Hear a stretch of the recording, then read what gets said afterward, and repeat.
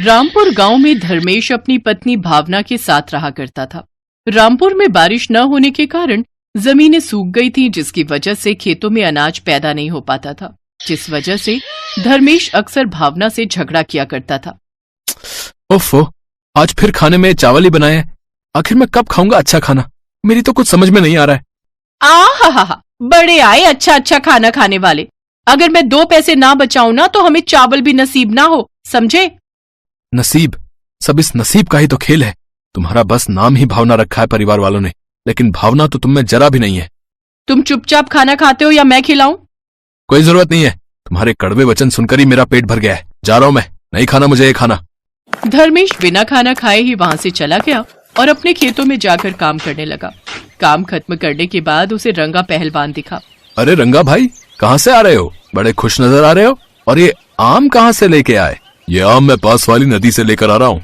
नदी? लेकिन उसके पास से आम कहाँ मिल गया तुम्हें भाई? मैं तो वहीं से लाया हूँ, तुम भी जाकर ले आओ। रंगा वहां से चला गया। फिर धर्मेश सोचने लगा, लगता है ये पहलवानी करके दिमागी संतुलन खो चुका है। ये जानता तो है वो नदी कितनी गंदी है, उसमें कितना कूड़ा कचरा पड़ा रहता है। लोग तो उस नदी के पास भी नहीं भटकते, लेकिन आम खाने का मन तो हो रहा है। एक बार जाकर देखता हूँ। धर्मेश वहां गया तो उसे कोई भी आम का पेड़ नजर नहीं आया। वो उदास होकर वापस जाने लगा, लेकिन तभी वहां बैठी एक भिखारिन की भेस में अम्मा ने उसे आवाज लगाई। क्यों बेटा, आम लेने आया है क्या? कौन हो तुम और ऐसे क्यों पूछ रही हो? मैं जानती हूँ तुम वो आम ढूंढने आए हो। मैंने ही उसे वो आम दिया था।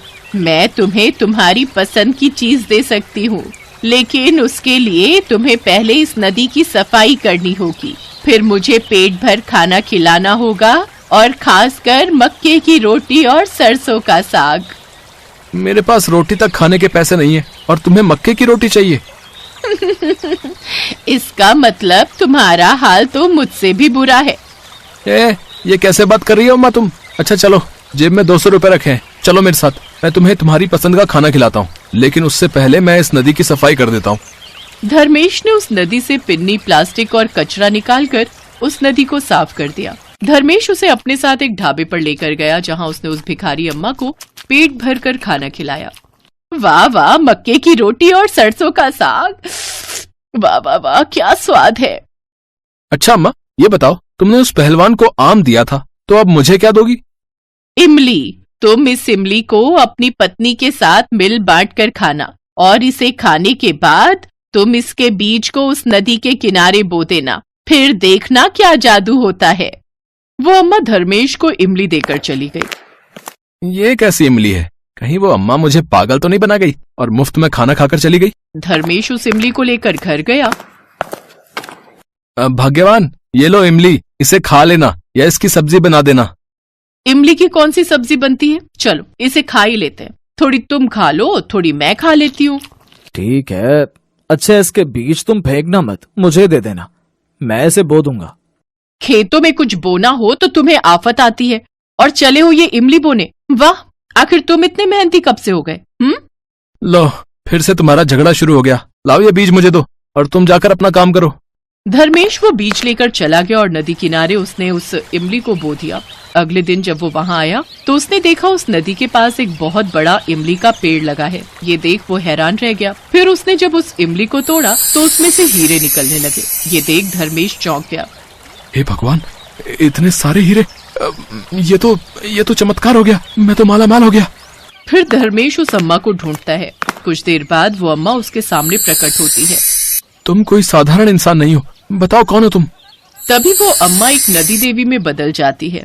पुत्र, मैं नदी देवी हूँ। सब गांव वालों ने मुझ में कचरा डालकर मुझे बेहद ही गंदा कर दिया है। जो भी परोपकारी और नेकदिल इंसान मेरी सफाई करता है, उसे मैं धन से संपन्न कर देती हूँ। अच्छा, फिर तो मैं हर रोज उस नदी की सफाई करूंगा, और वो भी बहुत ही अच्छे से करूंगा। फिर उन हीरों को घर लेकर आ जाता है और घर आकर सारी बात अपनी पत्नी को बताता है। भावना इतने सारे हीरे देखकर बहुत खुश होती है। हे भगवान, इतने सारे हीरे, वो भी उस इमली के बीज से। फिर तो मेरा बचपन से लेकर आज तक कितना सारा करोड़ों का नुकसान हो गया। वो कैसे भावना? मैंने बचपन से लेकर आज तक कितने सारे इमली के बीज जो खाकर फेंक दिए। इस बात पर दोनों खूब हंसने लगते हैं। अब उन्हें किसी चीज की कमी नहीं रहती। अब वो हमेशा उस नदी की साफ सफाई करते हैं। अब जब भी धर्मेश उस नदी में जाकर उसकी सफाई करता तो उस नदी से अपने आप हीरे निकलते और तैरते हुए पानी के ऊपर आ जाते। उन हीरों ने उसकी गरीबी तो खत्म की ही, साथ ही उसने और गरीबों की मदद करके उन सब की गरीबी को भी दूर कर दिया। साथ ही उस जादुई हीरों की नदी को पवित्र स्थान मानकर उसकी पूजा करने लगा।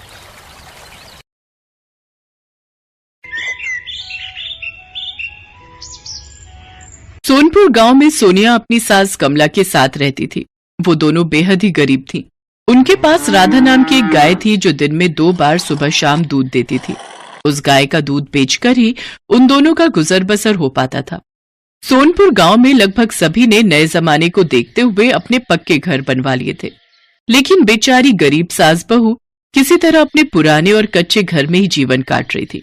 सर्दियों का मौसम आ चुका था और चारों ओर ठंडी ठंडी बर्फीली हवाएं चल रही थी। एक शाम कमला अपनी बहू से, बहू, अरे ओ बहू, देख तो जरा, शायद दरवाजा खुला रह गया। बाहर से ठंडी ठंडी हवा आ रही है। माँ जी, कितनी बार तो ये किवाड़ लगा दिया, लेकिन हवा का रुख तेज है जिस वजह से वो अपने आप ही खुल जा रहा है। हाँ, क्या करें बहू, हमारे नसीब ही ऐसे हैं। ये घर और इसके दरवाजे खिड़कियां इतनी पुरानी और टूटी फूटी हैं कि इसमें से ठंड रुकेगी भी तो कहाँ तक। आप फिक्र मत कीजिए माँ जी, मैं ये किवाड़ ढककर इसमें अंदर की तरफ से बड़ा सा पत्थर लगा देती हूँ, जिससे थोड़ी हवा कम हो जाएगी। सास बहू के घर की हालत पूरी तरह से चरमरा चुकी थी, मगर जिन बेचारियों के पास अपने मन मुताबिक खाने पीने और ओढ़ने पहनने तक के पैसे ना हो, वो घर कैसे जुटाएंगी। जैसे तैसे सोनिया ने जुगाड़ करके वो दरवाजा बंद किया और खा पी कर सो गई। उनकी आंख लगे अभी कुछ घंटे ही हुए थे कि उनकी गाय ने जोर जोर से रंभाना शुरू कर दिया। हाय रे मरजानी, राधा को क्या हो गया जो आधी रात को चिल्ला चिल्ला कर हमारी नींद खराब कर रही है। अरे ओ बहू, उठकर देख तो क्या चाहिए इस राधा को। सोनिया उठकर देखती है तो बाहर बहुत तेज आंधी तूफान आ रहा होता है और उनका घर जोर जोर से हिलने लगता है। माँ जी जल्दी उठिए, अपना घर कभी भी ढह सकता है, चलिए अपनी जान बचाइए। दोनों जल्दी से बाहर आकर खड़ी हो जाती हैं, तभी उनका घर ढह जाता है। हे राम, एकमात्र ये छत ही तो हम दोनों का सहारा थी, अब हम कहाँ जाएंगी। तू इतना निर्दयी क्यों है भगवान। एक तो हमारे सर पर छत नहीं और ऊपर से ये कड़ाके की ठंड। दोनों सास बहू सारी रात राधा के साथ गौशाला की उस खुली झोपड़ी के नीचे खड़े होकर गुजारती हैं। सुबह होते ही सोनिया मिट्टी के ढेर के नीचे दबे अपने सामान को बटोरती है। माँ जी, जरूरत का कुछ सामान तो मुझे मिल गया है, लेकिन अब हमें रहने के लिए कोई ना कोई इंतजाम तो करना ही होगा। कल की रात तो हमने जैसे तैसे जाड़े में काट ली, लेकिन अब और नहीं काट सकते। तू चिंता मत कर बहू, मैं सेठ से कुछ पैसे उधार लाती हूँ। कम से कम एक बार पक्का घर बनेगा तो हर साल रोना तो नहीं पड़ेगा। इसी सोच के साथ वो सेठ के घर जाती है। सेठ जी, मुझे कुछ पैसे उधार दे दीजिए। कल रात तूफान में हमारा घर ढह गया, पक्का घर बनवाने के लिए कुछ पैसे उधार दे दीजिए, आपकी बड़ी मेहरबानी होगी। मुझ गरीब की दुआएं आपको लगेंगी। दुआओं का क्या मैं अचार डालूंगा हैं? मैं बिना मुनाफे के कोई सौदा नहीं करता, समझे। पहले तुम्हें अपनी कोई चीज गिरवी रखनी होगी, तभी मैं तुम्हें पैसे उधार दे पाऊंगा। लेकिन मुझ गरीब के पास तो गिरवी रखने के लिए कुछ भी नहीं है। इतना झूठ बोलती हो तुम कमला। तुम्हारे पास तो हीरे के रूप में तुम्हारी जवान बहू है, उसे तू मेरे पास गिरवी रख दे। जब तू मेरा पैसा लौटा देगी तब उसे ले जाना। नीच कमीने, तेरी सोच कितनी घटिया है। अरे हम गरीब जरूर हैं, लेकिन सौदागर नहीं। एक गरीब के लिए उसकी इज्जत ही जीवन भर की जमा पूंजी होती है। फिर कमला गुस्से में वहाँ से चली जाती है। उसे आता देख सोनिया उससे पूछती है, अरे माँ जी, आ गई आप? क्या हुआ, सेठ जी ने पैसे दे दिए क्या? कमला उसको सारी बात बता देती है, जिसे सुनकर सोनिया को बड़ा धक्का लगता है और वो कहती है, आज भी दुनिया में ऐसे भेड़िए बैठे हैं माँ जी, जो गरीब बेसहारा औरतों को अपना शिकार बनाना चाहते हैं। वो तो ऊपर वाले का शुक्र है कि दूध खरीदने वाले ग्राहकों ने हमें दूध के पैसे दे दिए, लेकिन बहू, इतने कम पैसों में पक्का घर नहीं बन सकता। अभी वो दोनों बात कर ही रही होती हैं कि तभी वहाँ सेठ अपने कुछ लोगों के साथ पहुँच जाता है और कहता है, शायद तुम भूल रही हो, तुम्हारी ये जमीन अब मेरी है। तुम्हारे पति ने इस जमीन को मेरे पास गिरवी रखा था, लेकिन वो उसको छुड़वाए बिना ही मर गया। इसलिए अब इस जमीन पर मेरा कब्जा है। चलो अब निकलो यहाँ से। बेचारी दोनों सास बहू दुखी मन से वहाँ से अपने सामान की पोटली उठाकर चल पड़ती हैं। साथ ही राधा को भी अपने साथ ले लेती हैं। रोते रोते दोनों नदी किनारे पहुँच जाती हैं। मेरी तो कुछ समझ नहीं आ रहा बहू कि क्या करे। पहले तो सर से छत गई थी, लेकिन अब तो जमीन भी चली गई और हमारे पास तो और कोई जमीन भी नहीं है जहाँ हम अपना घर बना पाए। अब फिक्र मत कीजिए माँ जी, कोई न कोई हल जरूर निकल जाएगा। फिर राधा को प्यास लगती है तो वो जोर जोर से रंभाने लगती है। सोनिया उसको नदी की ओर पानी पिलाने ले जाती है।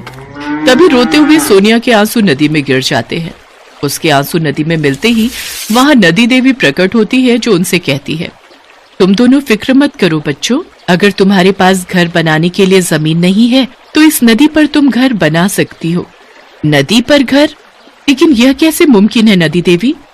सब कुछ मुमकिन है पुत्री। तुम मेरी इस नदी पर अपना घर बनाकर ताउम्र यहाँ रह सकती हो। तुम दोनों को यहाँ से कोई नहीं निकालेगा और इस नदी पर स्वयं मेरी कृपा है तो यहाँ बाढ़ या भूकंप कुछ भी नहीं आ सकता। इस नदी में तुम दोनों आराम से जा सकती हो। तुम्हारी नदी पर बने घर में कोई भी आ जा सकता है, लेकिन तुम दोनों के अलावा और कोई इस नदी पर अपना घर नहीं बना सकता। ये कहकर नदी देवी अंतर्ध्यान हो जाती है। आपका बहुत बहुत शुक्रिया नदी देवी। सोनिया और कमला राधा के साथ बड़े आराम से उस नदी के ऊपर चलने लगती हैं। वो ये देखकर हैरान थी कि वो डूब नहीं रही थी और बिल्कुल धरती की भांति ही उन्हें नदी पर चलने का एहसास हो रहा था। बहू, घर बनाने के लिए जगह तो हमें मिल गई, लेकिन हम घर बनाएंगे कैसे? हमारे पास तो पैसे ही नहीं है। आप परेशान मत होइए माँ जी, हमारा घर जरूर बनेगा, और वो भी बिना पैसों के। जब मैं छोटी थी तब मेरे नाना फूस, मिट्टी और गोबर से घर बनाते थे, तो बस अब हम भी ऐसे ही घर बनाएंगे। इसके बाद दोनों ने सामान इकट्ठा किया और घर बनाने में जुट गए। घर को मजबूत बनाने के लिए सबसे पहले हमें 4 खंभों की नींव रखनी होगी माँ जी। ठीक है बहू। दोनों सास बहू एक दूसरे का हाथ बटाती हुई 4 बांस के खंभे नदी पर खड़ा कर देती हैं। शुक्र है नींव खड़ी हो गई। अब इसके बाद हमें तिनकों से घरौंदा तैयार करना है। भूखी प्यासी थकी हारी सास बहू सब कुछ भूलकर अपने लिए घर तैयार कर रही थी और आखिरकार दोनों सास बहू ने फूस की झोपड़ी तैयार कर ही ली। फिर रात हो गई। चलो बहू, फूस की झोपड़ी तो तैयार हो गई, अब इस पर गोबर की पुताई कल करेंगे। ठीक है माँ जी, अब आज रात हम इसी फूस की झोपड़ी में सोते हैं। कम से कम कल रात की तरह खुले में रहकर ठंड में तो नहीं रहना पड़ेगा। वो दोनों चादर बिछाकर लेट जाती हैं और राधा को भी अपने साथ उस झोपड़ी के अंदर कर लेती हैं। अगले दिन सुबह जब वो उठी तो बाहर कोहरे की चादर बिछी हुई थी। माँ जी, अब मैं जल्दी से गहरी मिट्टी और गोबर का घोल बनाती हूँ। सोनिया ने जल्दी से घोल बनाया और उस गाढ़े लेप को फूस की झोपड़ी पर लगाना शुरू किया। फिर उनका घर बनकर तैयार हो गया। वो दोनों राधा के लिए भी एक कमरा बना देती हैं। नदी में बने उनके गोबर के घर को देखकर सभी हैरान रह जाते हैं। उनका घर सभी को बहुत पसंद आया और कुछ ग्वाले उनके पास आए और कहने लगे, सोनिया बहू, तुम्हारा घर सबको बहुत पसंद आया। हम तो कई सालों से ग्वाले रहे हैं, लेकिन कभी भी इस ओर ध्यान ही नहीं गया कि गोबर का घर भी बन सकता है।